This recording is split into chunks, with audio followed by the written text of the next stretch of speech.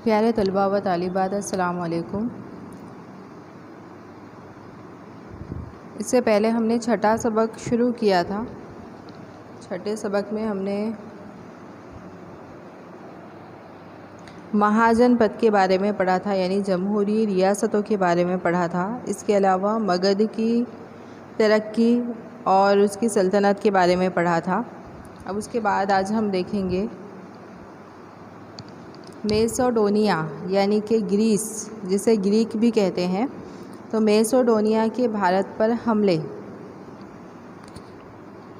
तो मेसोडोनिया का राजा फिलिप का बेटा सिकंदर सिर्फ 20 साल की उम्र में तख्त पर बैठा और वो बचपन से ही दुनिया जीतने की ख्वाहिश रखता था। उसने भारत पर जो हमले किए हैं उसे भारत की तारीख़ में मेसोडोनिया के हमले के तौर पर पहचाना जाता है। अरबीला की जंग में ईरान के राजा दराइस को हराकर सिकंदर ने हिंदुस्तान पर हमला करने की तैयारी की। उसने भारत की तरफ जाने के लिए रास्ते पर अपनी लश्कर के लिए, अपनी फ़ौज के लिए किले बनवाए और उसने तक्षशिला के राजा और सिंध के मगरिब में आए हुए राजाओं को अपने साथ मिल जाने की दावत दी। तक्षशिला के राजा ने अपने बेटे आंभी कुमार को सिकंदर के पास भेजा ताकि सिकंदर जब हिंदुस्तान पर चढ़ाई करे तो आंभी कुमार उसको मदद करे। इस तरह सरहद के दूसरे राजा क्षतिगुप्त ने भी सिकंदर की मदद की। इस तरह भारत की तारीख़ में ये दोनों यानी आंभी कुमार और क्षतिगुप्त सबसे पहले गद्दारे वतन कहे जा सकते हैं। सिकंदर ने हिंदुस्तान पर चढ़ाई करने के लिए अपने लश्कर के, अपनी फ़ौज के 2 हिस्से किए थे, एक हेफेशन और दूसरा है पड़ीकास, जिसमें पड़ीकास की सरबराही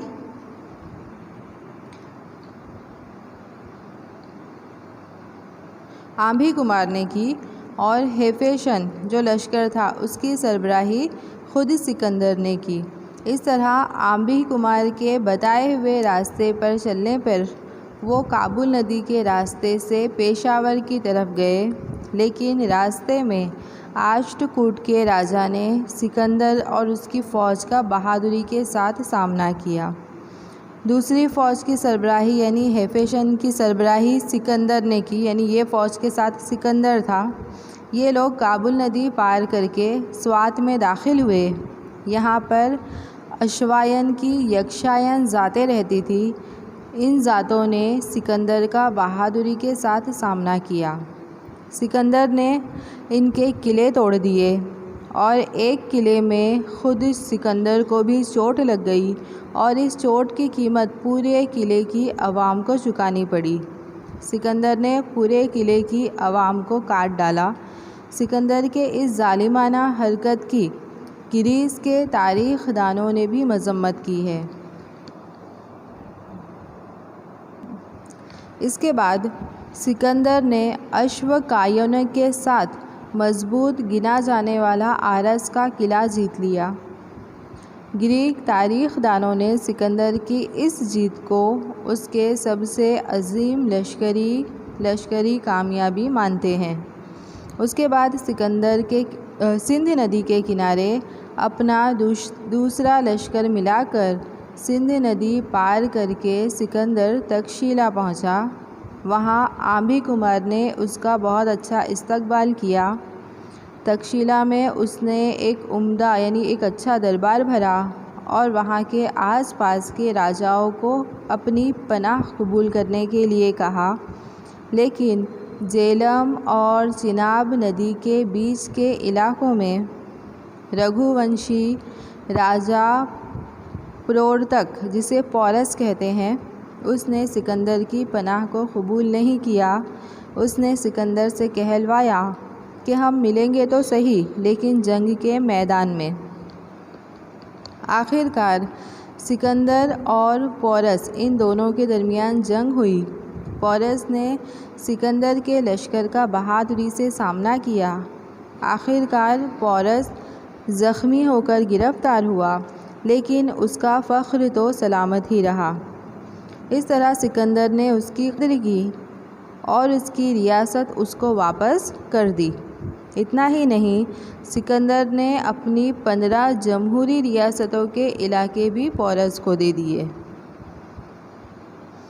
अब सिकंदर जो था वो मगध के राजा नंद को हराने का ख्वाहिशमंद था। उसके सिपाही सालों से ग्रीस के बाहर यानी अपने मुल्क के बाहर थे, वो भटक रहे थे, वो अपने घर जाने को बेचैन थे। कभी ऐसा भी हुआ हो कि मगध के नंदों का यानी मगध के राजाओं का इक़्तिदार और खुशहाली और लश्करी ताकत के बारे में इसकी फ़ौज ने सुना होगा, इसलिए वो आगे बढ़ने को तैयार न थे। साथ ही भारत की सरहद के हमलों के वक्त ही उन्होंने भारतीय अवाम की बहादुरी और वफ़ादारी को पहचाना था, इसलिए वो अभी मायूस थे। इस तरह सिकंदर की फ़ौज को ये डर ज़ाहिर होता था। सिकंदर ने अपनी फ़ौज को बहुत समझाने की कोशिश की, लेकिन वो नाकाम रहा। आखिरकार ब्यास नदी के किनारे पत्थर की 12 वेदी बनाई और ग्रीक देवताओं को कुर्बानी दी, और सिकंदर सख्त दिल होकर हिंदुस्तान से वापस लौट गया। उसके बाद देखेंगे नताइज, यानी सिकंदर ने भारत पर जो हमला किया उसका भारत पर क्या असर हुआ, क्या नतीजा निकला। तो सिकंदर की चढ़ाई ने भारतीयों की अंदरूनी कमज़ोरी को ज़ाहिर किया।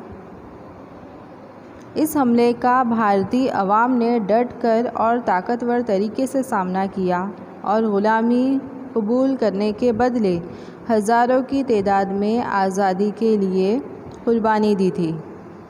तो सिकंदर के इस हमले से कोई ख़ास असर नहीं हुआ। शायद इसीलिए भारत के लोगों ने उसकी कोई ख़ास नोट रखने की कोशिश भी नहीं की। लेकिन तहज़ीबी नज़रिए से देखें तो सिकंदर का लश्कर जिस रास्ते से आया था, ये रास्ता बाद में भारत और मगरिबी दुनिया के बीच के ताल्लुक़ का रास्ता बन गया।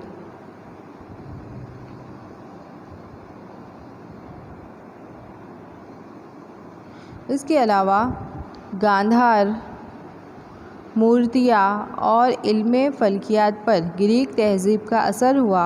भारत के साथ ग्रीक ताल्लुकात शुरू करने के लिए सिकंदर को भारत की तारीख़ में ख़ास अहमियत दी जा सकती है। भारत के ईरानी और मेसोडोनिया के हमलों के सामने भारतीयों ने झुकने के बदले जान देकर और मुकाबला करके अपनी ताकत दिखाई और कुर्बानी दी, जबकि कितने आंभी कुमार और क्षतिगुप्त जैसे गद्दारे वतन ने अपनी नाअहलियत और कमज़ोरी को भी ज़ाहिर किया। तो इस तरह ये छठा लेसन आपका यहाँ पर पूरा होता है।